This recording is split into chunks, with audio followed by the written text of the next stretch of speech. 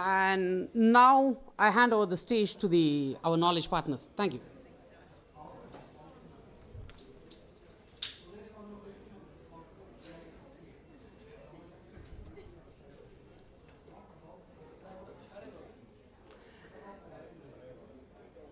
Hello, I am Gaia Marcus, the director of the Ada Lovelace Institute.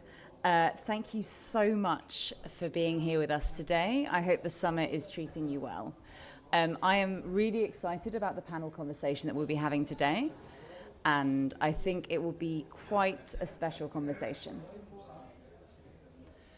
So today, we are living, I would say, in interesting times.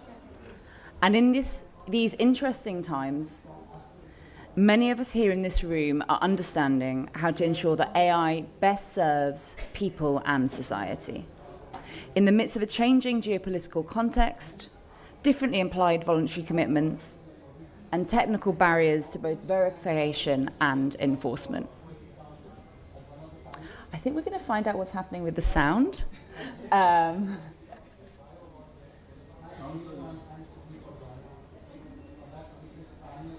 Is the sound okay with people in the room? We can really hear the conversation behind us, but can you all hear us? Great, okay. We are professionals, we will continue in that case. We'll start again though. Hi, so that was the dress rehearsal. Thank you for joining us for said dress rehearsal. The mics are working, we're warm, we're ready. I am yet again Gaia Marcus, the director of the Ada Lovelace Institute. And I would really like to say this is the kind of panel that you only can get at a summit. So I'm really excited that we're all here. So reflecting on today, we reflected that these are very much interesting times. But within these interesting times, many of us are here to understand how to ensure that AI best serve people and society in the midst of changing geopolitical context, differently applied voluntary commitments, and technical barriers to both enforcement and verification. Now, at the Ada Lovelace Institute, which is an independent research organization focused on ensuring that data and AI work for people and society, we approach this question in many different ways.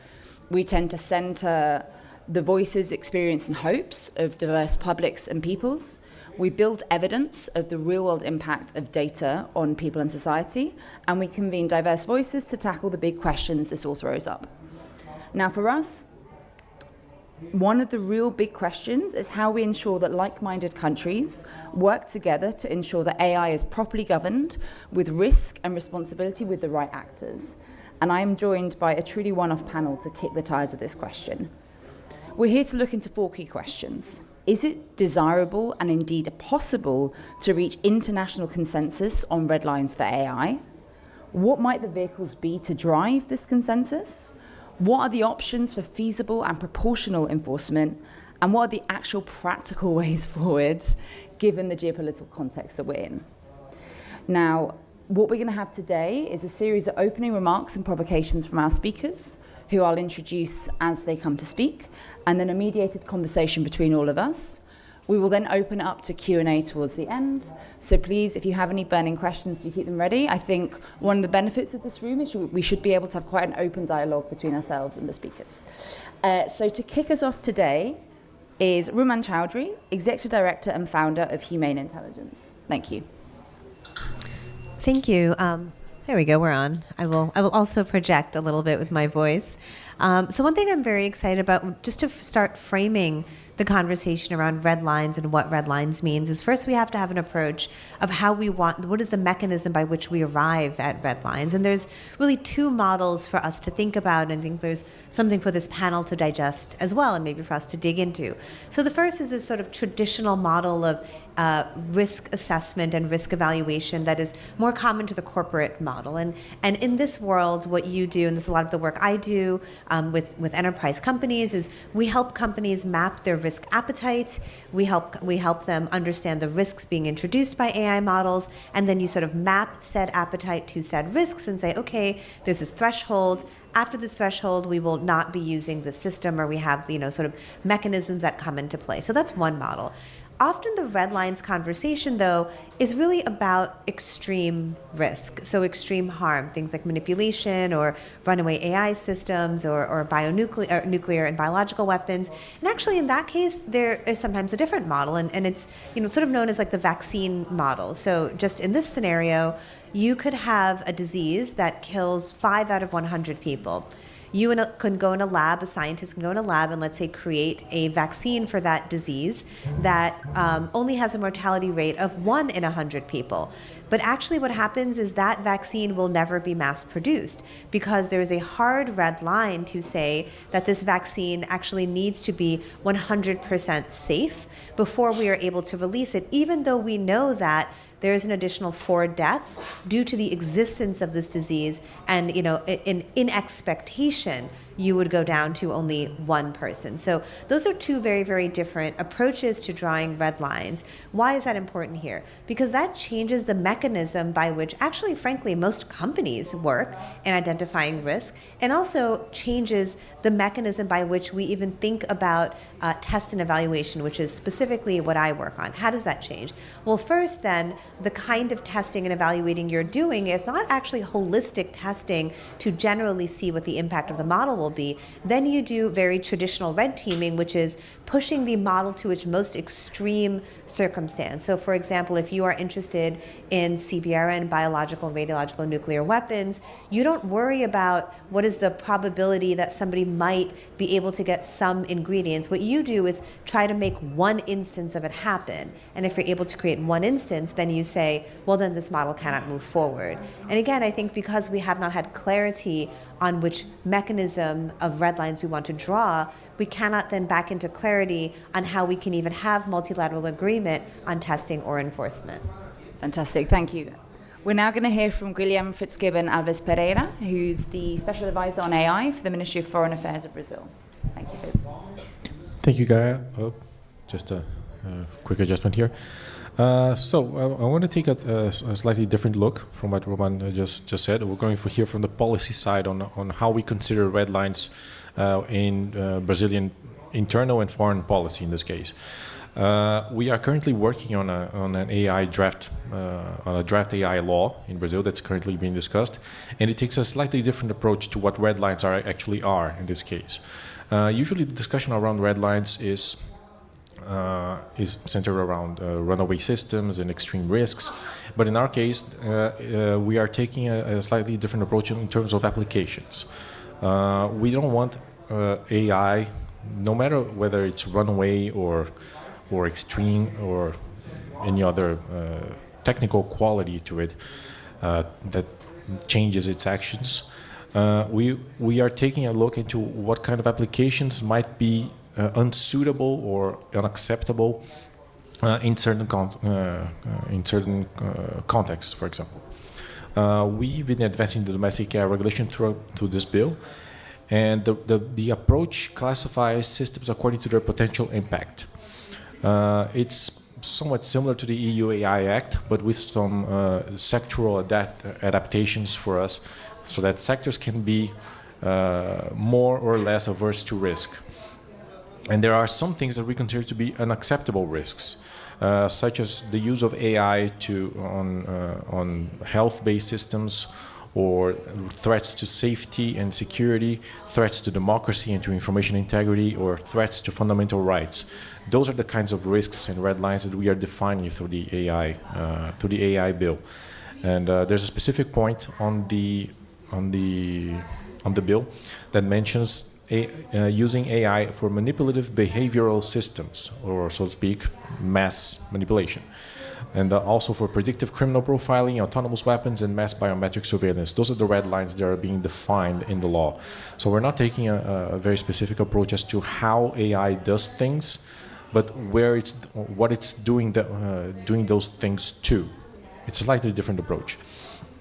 And this also forms the base for a multilateral approach to red lines as well.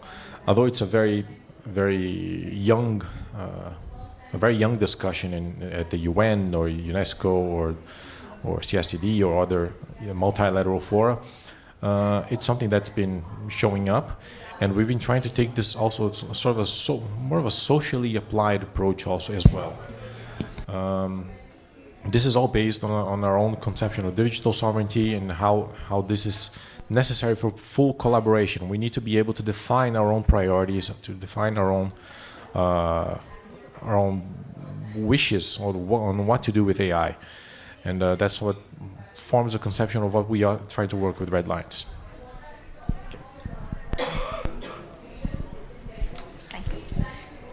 Thanks so much. A pleasure to be part of this conversation, and thanks to Ada Lovelace. I think we need to consider, as technology evolves, its functionalities and behaviors manifest.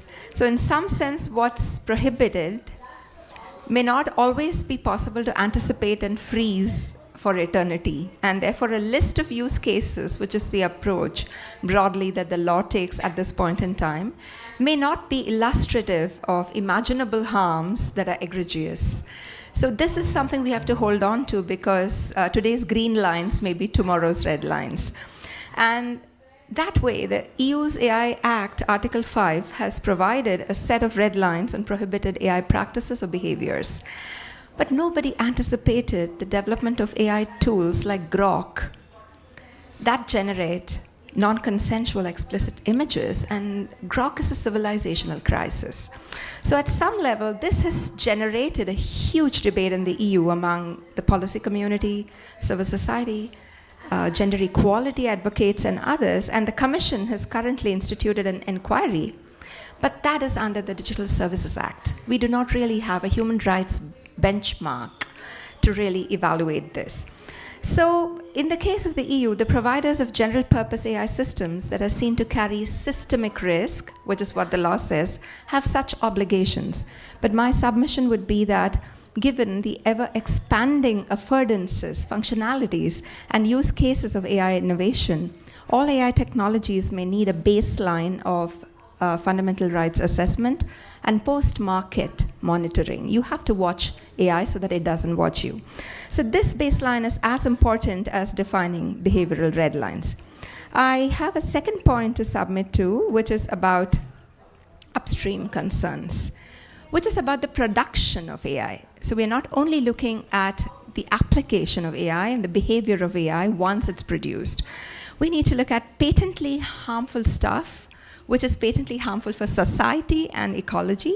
For instance, how do we bring labor, nature? In fact, in many Latin American countries, the rights of nature is actually constitutionally provided. So we actually have to think about these enshrined constitutional rights when we think global, so that this kind of homogenized, westernized human rights regime is informed by constitutionalisms of the South. How do we bring labor? How do we bring nature? How do we bring bodies? How do we bring human dignity?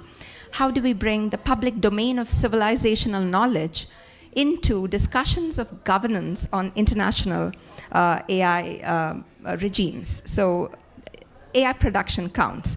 This calls for baselines, so from red lines to baselines, that account for a higher threshold of freedoms, and red lines that account for justice. So we are not only talking about freedom from harm, but we must ask for freedom from harm to be read with freedom to flourish. So we're talking about negative freedoms, of course, but we're also talking about positive freedoms. So we're talking about exploitation of labor, the ecological costs of data centers, and all the socioeconomic ramifications. And this becomes really essential. Let's not look at AI just as a product to be tested before consumption. AI is a systemic technology that reorganizes society, and we need to pay equal attention to whether it's creating slavery, exploitation, and injustice that's extractivist and neocolonial.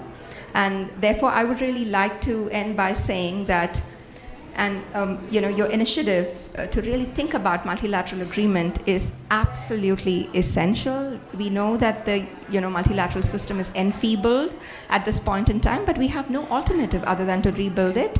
We know self-regulation is not working.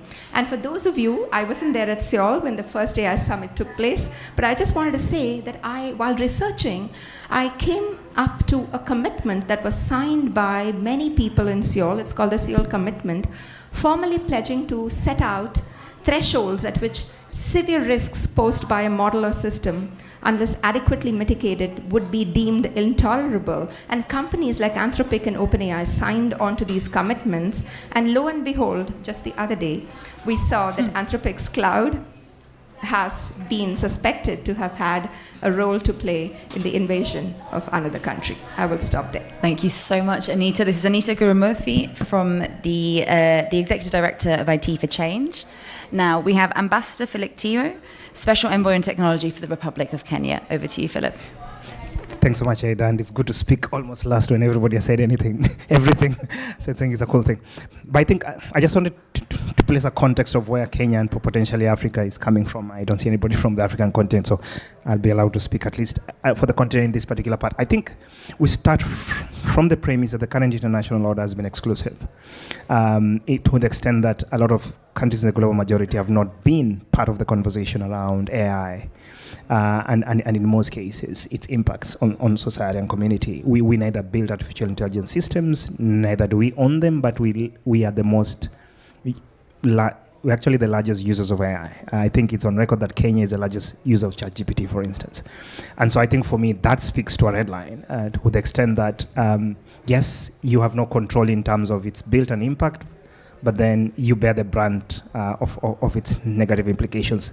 But then the first use of AI in Kenya is emotional advice. And I think for me, potentially, that is a problem, I think, in terms of red lines. Secondly, I think for us, we look at red lines from mine to model. Because in Africa, for instance, I agree with Anita's point here that part of the challenge we see is the upstream implications around AI. And I've been talking to a couple of folks here. They're not really on model evaluations, but some people in agri-tech, some people in climate, some people in land rights. And so it's to the extent that how do you ensure that part of the conversation is not to have this multilateral agreement that only talks about technology, but actually talks about how technology in this technologically enhanced world has implications on real world community rights, land rights, conflict, governance risks, structural extractivism, and a lot of those components that we see. I think the second point, of course, is this midstream piece, and we're seeing this in my continent, for example, around energy demands, water stress, all the biggest data centers being announced right now in the African continent. And potentially, remember, we neither build AI, we still have only 1% of data centers in the continent, and we have no power to sort of even engage this. I think for me, so the second red line for me is this idea of power and how power is reorganizing itself around this new imagined capability around artificial intelligence. The third part is the downstream part around waste. But also I think in terms of just the extreme arms around this. And I can stand here and say I was in Seoul, but before that there was Bletchley. Right, I was also there. And potentially, the challenge with these issues are that, yes, we have a capable team that can work with Roman's team around red teaming, but I think for me, the problem is that if you do not have the capabilities and you're just an outsider, we call it window shopping, by the way, because you're just standing from the side and there's this implied participation or inclusion piece that you're there. And I think for me, so really my thesis is that yes, we are looking at the entire life cycle of artificial intelligence. We can participate across it, but there are fundamental structural issues. One around, is there real participation? Two, is there a real notion or even ability for the companies to want to change? The last part of this dichotomy between AI in the military domain, including lethal autonomous weapons, and civilian use. And when it comes to multilateral agreements, that becomes a challenge because you are separating the security aspects of AI and its management and the civilian use of AI, and we don't see the difference. Thanks. So much, and we now have our last provocation from Marielle Mumenthaler, who's the co-lead of Digital and Tech Policy Selection at the Federal Department of Foreign Affairs of Switzerland. Thank you. Thank you very much. So I'll try and sum up what my predecessors said. Thank you so much. It's an honor to be part of this discussion. Many of you will rightly emphasize the importance of human rights, fairness, and inclusive participation in AI governance. From the Swiss perspective, I'd like to focus on how we turn broad principles into practical, enforceable action, and what Switzerland can contribute, especially in the lead up to the AI summit in Geneva in 2027. AI poses risks throughout its development and supply chain, from data collection and model training to deployment in areas such as health, finance, and public services. These include threats to privacy and non-discrimination, safety and reliability concerns, and the risk that governance remains fragmented across borders. Addressing these risks requires clear red lines, but red lines that are vague are hard to enforce. To be meaningful, they must be precise, measurable, and grounded in shared technical standards. This is not just a matter of good intentions. It determines whether we can monitor, audit, and hold actors accountable. Because AI systems span multiple countries and jurisdictions, multilateral cooperation is essential, and Switzerland has long supported international collaboration on technology governance, whether through the OECD, the Council of Europe's AI Convention, which we see as a success, or processes at the UN. We see these efforts as building the foundations for interoperable approaches that reduce fragmentation and support consistency. Looking ahead to the AI summit in Geneva in 2027, Switzerland aims to help shape a practical multilateral agenda that bridges technical expertise, regulatory experience, and diverse geopolitical perspectives. Geneva is home to key actors, and we are committed to using that ecosystem to advance shared definitions, monitoring tools, and capacity building mechanisms. We also recognize geopolitical realities. A single binding global treaty on every aspect on AI may be unrealistic and in the short term. That's why Switzerland supports incremental progress, coordinated standards, shared incidents reporting, mutual recognition of compliance regimes, and collaboration on public procurement strategies that reinforce red lines through incentives as well as rules. In these efforts, Switzerland offers neutrality, convening capacity, and an inclusive platform for dialogue. Our goal for 27 and beyond is to help achieve consensus on what matters most and to translate that consensus into governance frameworks that work in practice. Please do join me in thanking our speakers for their opening provocations, because I thought it was a really wide-ranging, perfect introduction to the concept of red lines and how we take it, I think, from the slightly rarefied boardrooms that these conversations on red lines are often had into practical enforcement. We are now going to have a bit of a conversation for 10-15 minutes with the panel, and then I will be bringing the rest of the room in, so please do start gearing up with your questions. Roman, you and I have been in many rooms recently where red lines are very differently discussed. And I wondered if you could give the audience a bit of a feel for what you're hearing when people talk about red lines, and maybe the delta between what we've heard so far and what you've seen. I'm really grateful for that question, Gaia. So most of the rooms that, for those of us who have been working in, whether you call it safety, security, responsible use, it has many ethics, it has many different names over the past 10 plus years. The rooms of like the more extreme risk people, that's where the red lines conversation started. And the red lines conversation started around things like runaway AI systems, self-replicating AI systems that you couldn't shut down, ones that would, set off nuclear weapons, build bioweapons, things like that. And this is why I started with, a provocation about what exactly are we testing for? Now, bringing in the perspectives of my very practically applied people colleagues on this panel, it seems that what people are actually looking for red lines on is navigating these difficult intertwined socio-technical conversations. So whether these are ongoing conversations about whether we are protecting nature, which I very much appreciated you bringing up the idea that in some places, the rights of nature and animals are protected.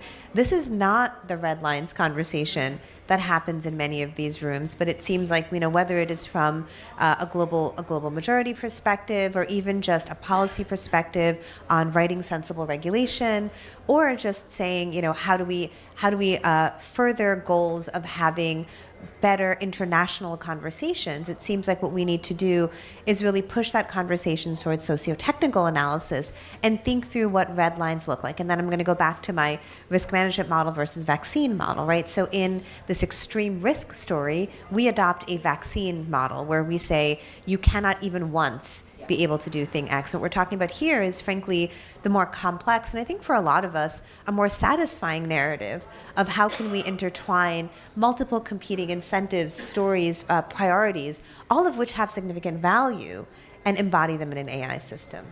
Fantastic. Philip, a lot of us today will now be going to AI Safety Connect. Well, we're probably having slightly different conversations. For the room, what do you want us to take from your experience in Kenya and the wider continent? What do you want us to be thinking of when we hear red lines? And I think it's both, and I'll come back to Ruman's point. I think the first thing we need is to increase the tribe of folks who are watching the front lines. I think the frontier still needs to be watched, because we always say that we'll never have a second chance if Ruman's work does not get done. We may not be aware of it, but it can happen. If AI today is runaway, some of us may not know about it because we're looking at the socio-technical stuff, but we don't have a second chance if this happens, right? For example, if AI becomes alpha-aware and presses a nuclear battle, we'll not have it. So I think, exactly, we don't want that. As much as we're not aware of it, it needs to happen. And I think so we need to invest in that part of work. I think that's one. Two, we still need also to expand the understanding of red lines to where society and community basically understands it, because I think part of what has happened in the multilateral order is the erosion of those specific rights, especially when it comes to technology and innovation. Guillaume, I know that Brazil has actually had a lot of international leadership recently of having these conversations at the international level.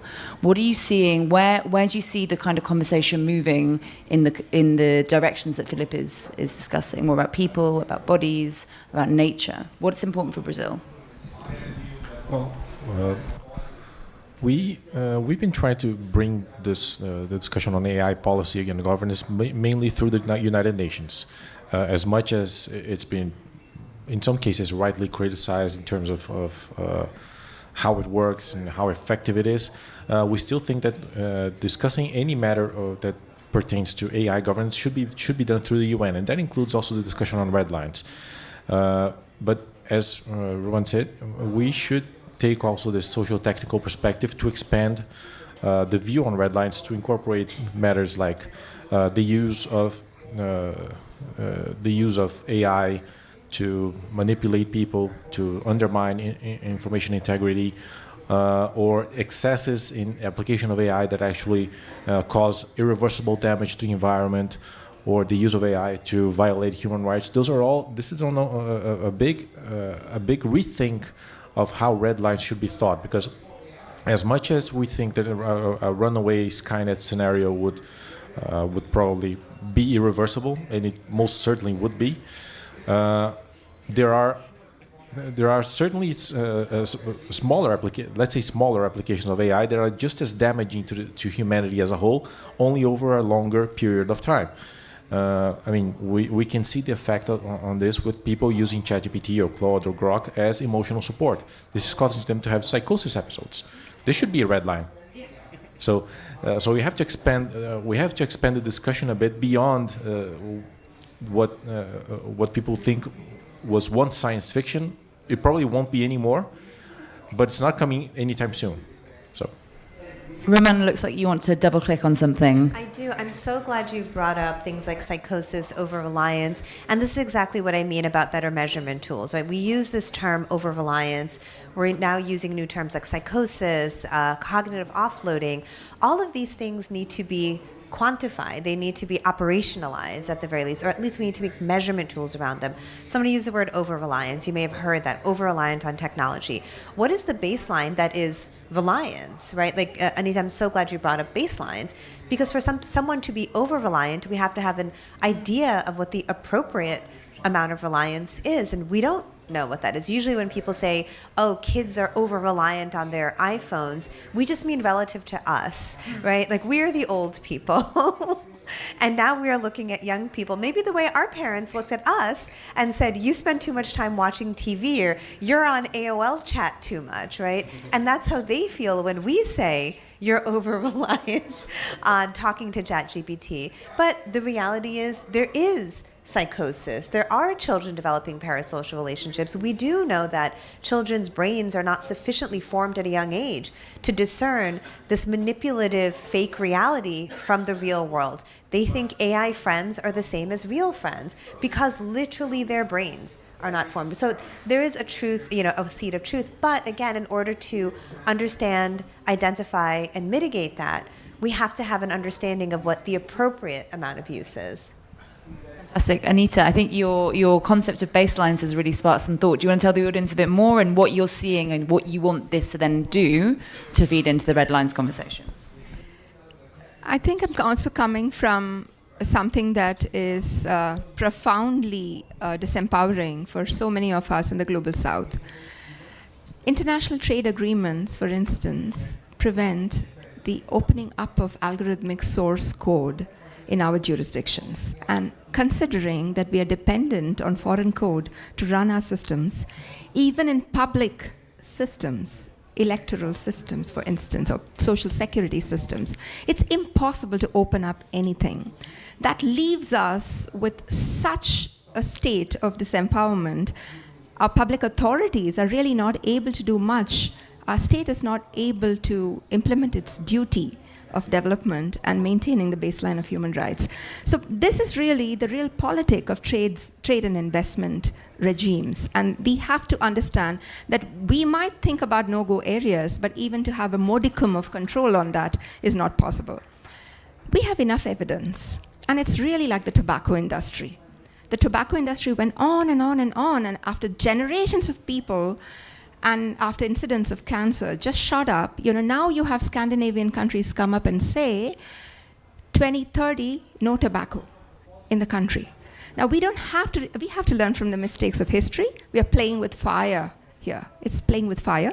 And I think if red lines do not include, and I have 5 points: dehumanizing work, the abusive appropriation of bodies into the circuits of capital, the plunder of natural resources, the theft of people's knowledge, and the elimination of fair markets and the erosion of the public, we cannot avert the compounded harms over time that create widespread inequality and injustice. So we already know what we want. We already have the evidence, but it's really like the myth of tobacco.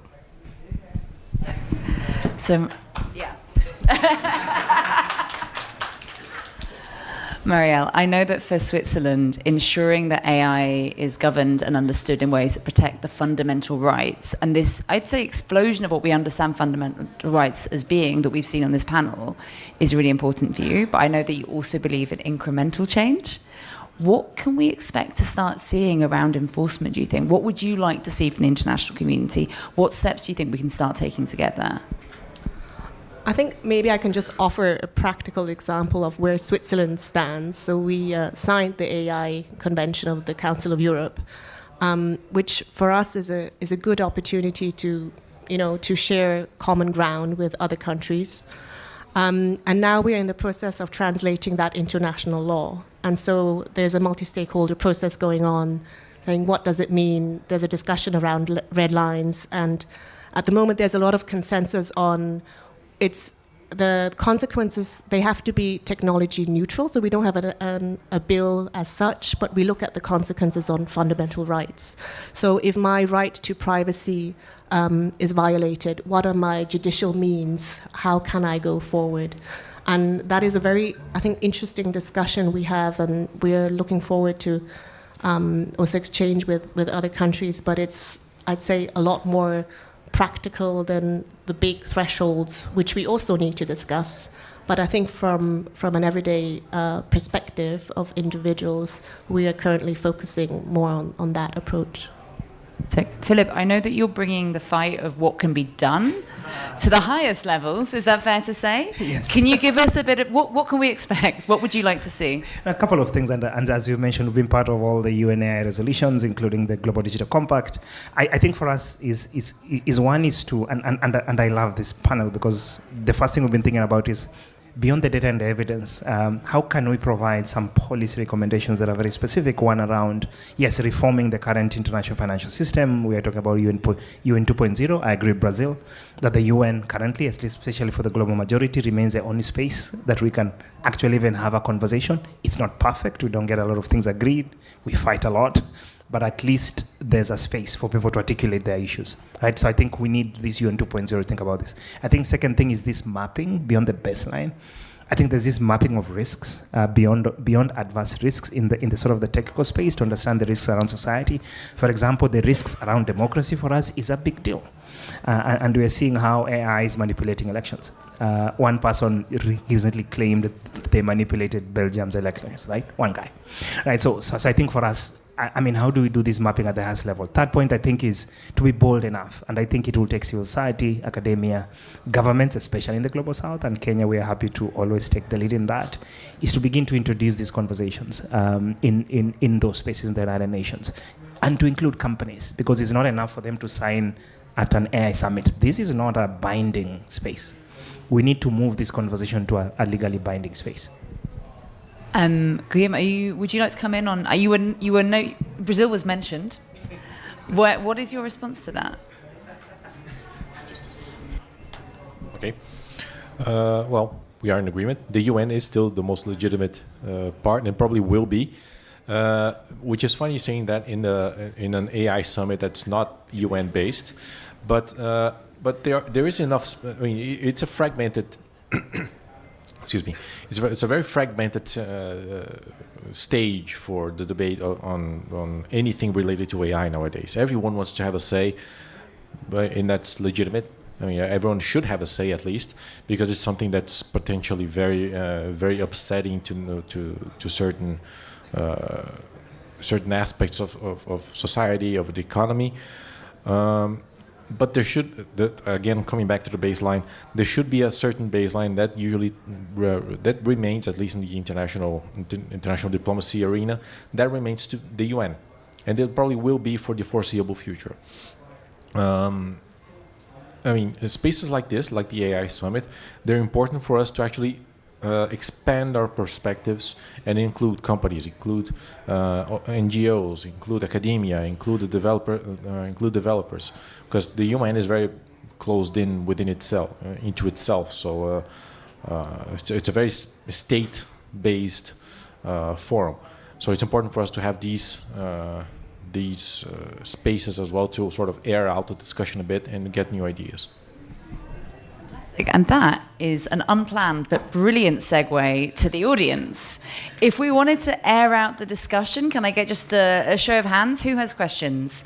You, sir, moved very quickly. There we go. 1, 2, and 3. And then we'll go for more questions. So brief, tight, and we'll do 3 in a row.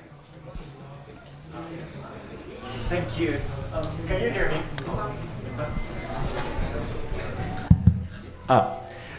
Thank you. Thank you for this great panel. My name is Alejandro Mayral. I'm the co-executive director of Access Now. And one thing that we are right now evaluating is, of course, we are conveners of RightsCon. And one thing that has happened is in these multi-stakeholder mechanisms, especially the last year, a lot of the mechanisms that we used to work with are not working anymore. So what, from your perspective, from governments, but also from civil society, what is our role as conveners? What are the mechanisms that are still relevant to create some changes in this AI governance and with everything that is going on? Fantastic. Gentleman in the middle there, quick. Hi, Alex Reid with the Interparliamentary Union. It seems like the discussion on red lines operates at 2 levels. One is on catastrophic risk, and the other one is on near-term harms and risks that are emerging in societies worldwide. So my question is, how do you set these red lines at societal level? Because a number of the panelists said that they needed to be culturally specific and so on. For me, I think it needs a public conversation and for this to feed into setting red lines that are then put into legislation. But what is the mechanism that you see to democratize this conversation on red lines? Hi, my name's Ishita. I'm from the Australian delegation in the startup world down under. My specific inquiry is around this idea of generalized AI versus specialized AI. And I think a lot of the benefits that we see in specialized applications in agri-tech, climate tech are positive. But when we have a generalized impact with OpenAI and Anthropic, it's quite dangerous because there's really no sector left untouched. So what are the kind of governance frameworks and how are we separating the positive AI from the negative AI to ensure that the red lines don't impede the technological innovation for good, but ensure we are protecting society and humanity at its core? Fantastic. Who would like to go? So we have, what is the role of forums such as RightsCon, given that nothing else is working? How do we democratize the conversation about red line? Paraphrasing. And let's not throw the bad out with the good or vice versa. I'll take this. Philip, go for it. You're funny. So I think, and this is the thing, so RightsCon normally invites people like us. I think I've been invited a couple of times at RightsCon. So I think a couple of things are happening. One, of course, is you've had the scientific panel that has been announced by the United Nations Secretary General, 40 experts, good space, happy to support how RightsCon can fit into that. Second part is a global dialogue that is coming in July. Third is a network of tech envoys. So Australia, myself, and Denmark are part of the convening of this. We're actually having a dinner tomorrow, so if you can give me something, we're actually planning on how we can power this space with the tech envoys. I think we have capability, in my view, and we are quite senior in government, so there you are. And hopefully we'll have a white paper from this panel. Pressure. I can talk to the second point, unless other people want to address the first question. We have 5 minutes. Oh, okay. Okay. All right, so to the second question, like this is why I meant in the very beginning about this sort of risk management model versus the vaccine model. Extreme risk calls for the vaccine model. It cannot even happen once, right? What we're talking about and what a lot of the policy conversation is about is how do we navigate, identifying this point. Now, I'm actually a political scientist by background, so I'm going to talk a little bit about constructing policy to people who actually construct policy.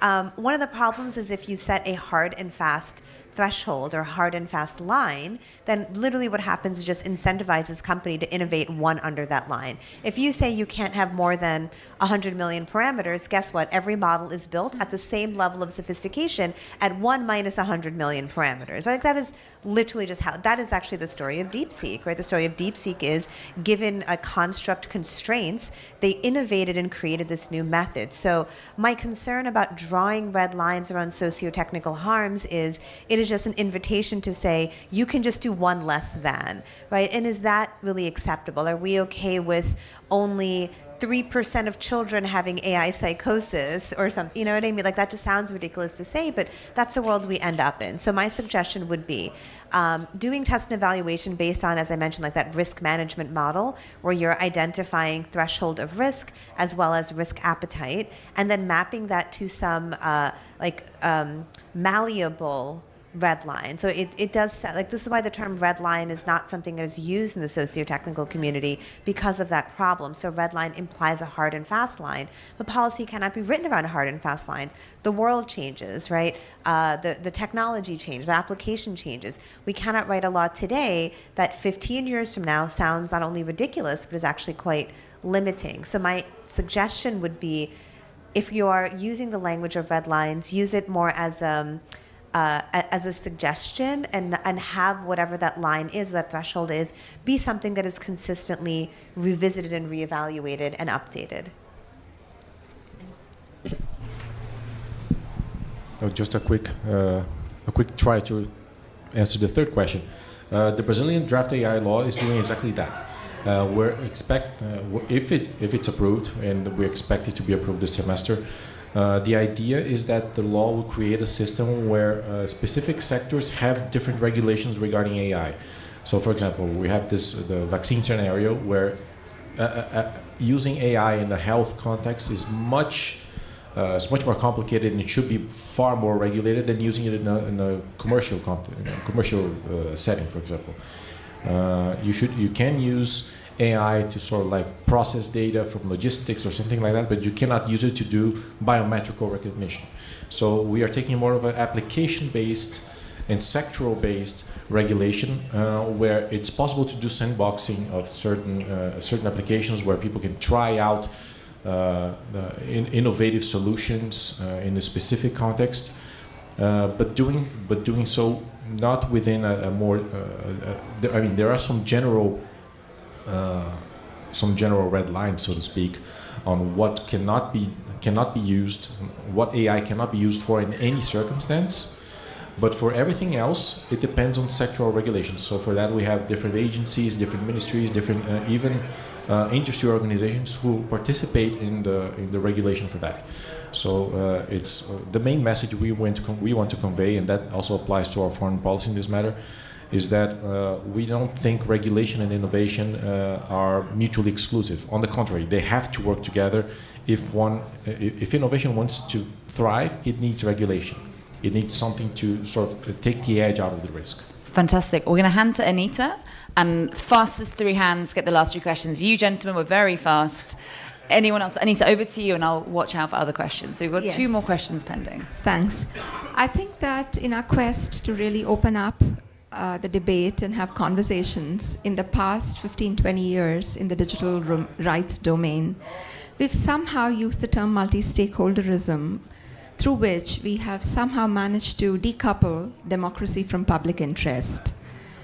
I think democracy and public interest has two sides of the coin, and if we really want to make multi-stakeholderism meaningful, we have to make sure the twins are in the room.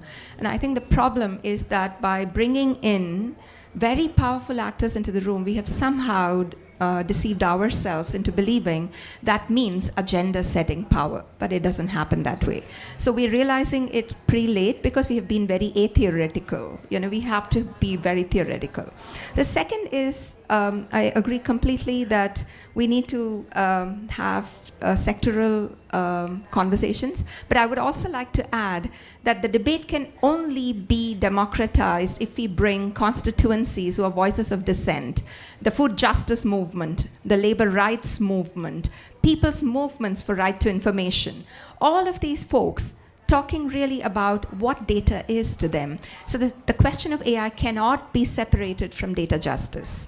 So I think to link these two and keep the conversation going is really important. And finally, to your point about malleability, I think the whole issue of malleability is very important because we're talking about a baseline of norms where questions of dignity, the right to truth. Tarun Keithan, who is a scholar, has been talking about the constitutional right to truth in fake, democracies of our times. So I think that there are a bunch of things to be done where we really have to go back to the ground and re-examine what democracy means in the moment of AI. Every time the mic's off. But on. What happened? Oh, we're back. Thank you so much. Every time you speak, I get goosebumps. It's fantastic. You had a question. Yeah. I think we might be out of time. If someone has a very quick question, go for it. Go. You go. Okay. Second question. First of all, thank you for the very insightful panel. So I come from the Philippines and I lead AI governance and AI delivery for the Ministry of Education. So you might think it's quite unique because my role is, first of all, innovating for speed, but also ensuring everything is secure, right? And I actually came in with this question prepared for the panel. So I'm actually curious how developing and third world countries can sort of strike a balance between inclusive innovation in AI. So for example, making sure our people actually get a seat at the table when it comes to international discussions, right? But also enforcing responsible AI red lines as discussed here, so we sort of don't fall behind in the global race. That is a fantastic question to end on. Anita, you're so ready. You go. And then I think we're going to just go around the line for last reflections from everyone. The hegemony of the narrative is what we need to challenge. So we need to define what we think is valuable.